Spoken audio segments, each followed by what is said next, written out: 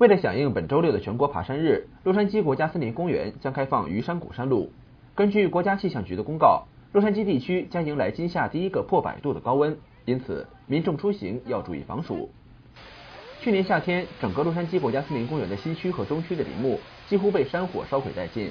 洛杉矶国家森林公园管理处表示，经过冬天及春天的雨雪霏霏，部分地区已经出现了生机。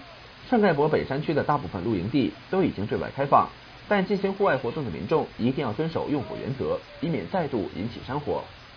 洛杉矶国家森林公园管理处表示，鱼山谷山路是一条很美丽的山道，没有受到去年山火的影响。